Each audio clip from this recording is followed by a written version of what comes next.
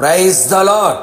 సర్వాధికారి సర్వయుగములలో సజీవుడైన క్రీస్తు యేసు నామములో మీకును మీ కుటుంబమునకును మీ కలిగిన సమస్తమునకును క్షేమము కలుగును గాక. ఈ దినపు యేసయ్య జీవపు మాట 118వ కీర్తన 6వ చరణం. యెహోవా నా పక్షమున ఉన్నాడు.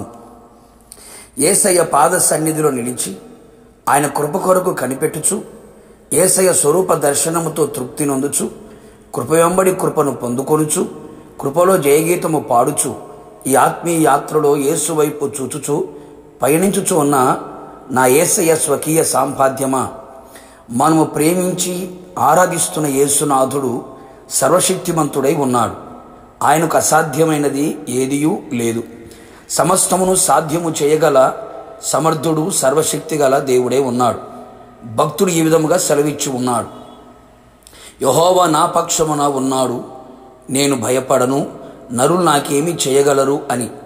ఎంత అద్భుతమైన సాక్ష్యము! మన పక్షమున ఉన్నవాడు లోకములో ఉన్న వారందరికంటే వాటికంటే అధికుడై ఉన్నాడు.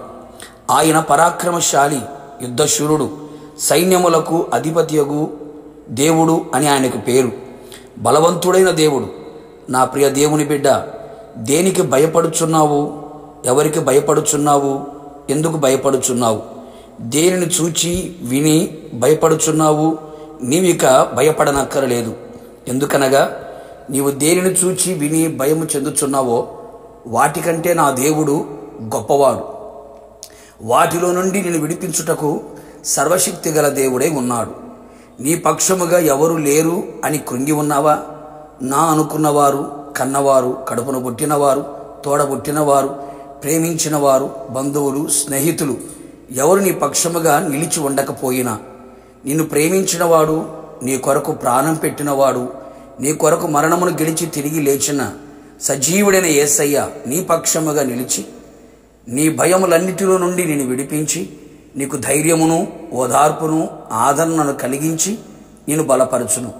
నీ పక్షముగా ఉన్నవాడు శక్తిమంతుడు, సృష్టికర్తని విశ్వసించుము. నీవు విశ్వసించిన ప్రకారం అధికుడైన దేవుడు నీ పక్షమై శత్రువు కార్యములన్నిటిపైన అత్యధికమైన జయమును ఇచ్చును. అంతేగాక నీ పక్షము వహించి నీకు సహాయము చేయగల దేవుడే ఉన్నాడు.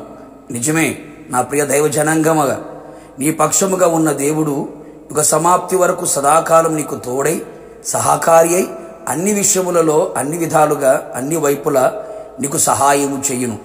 మాట సహాయము, చేతి సహాయము చేస్తాను అన్నవారు మౌనమైతే నీకు అవమానముగా మారినది కదా. నీ పక్షముగా ఉన్న దేవుడు నీకు సహాయము చేయుటకు నీ కుడి చేతిని పట్టుకొని ఉన్నాడు. ఆకాశవాహనుడై నీకు సహాయము చేయుటకు నీ వద్దకు వచ్చును. ఆశ్చర్యకరమైన సహాయము నీకు అందించి నేను స్థిరపరచును, ఆశీర్వదించును, అభివృద్ధిపరచును, అన్ని విధాలుగా ఆదుకొనును. ఆపత్కాలంలో నమ్మదగిన సహాయకుడై నీ పక్షముగా నిలిచి ఉండును. ఇక మీదట ఆయననే నమ్ముకో, ఆయన మీదనే ఆశ పెట్టుకో, ఆయన కొరకే జీవించు. అంతవరకు నీ పక్షముగా ఆయన నిలిచి ఉండును. తన రాకడ కొరకు నిన్ను సిద్ధపరచును. యుగయుగములు తనతో కూడా నేను ఉంచుకొనును. ప్రార్థన.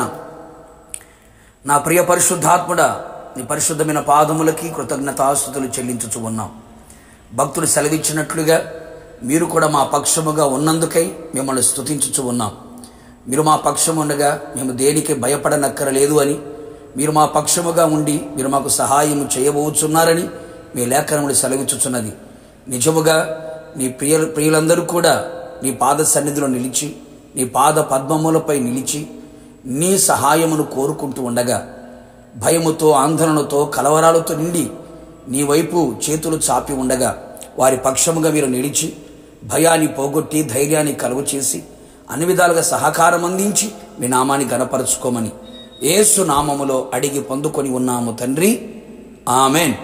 నిశ్చయముగా మీకును మీ కుటుంబమునకును కృపతోడై ఉండి ఆయన అంతం వరకు మీ పక్షముగా నిలిచి రాకడ వరకు నడిపించును గాక. God bless you.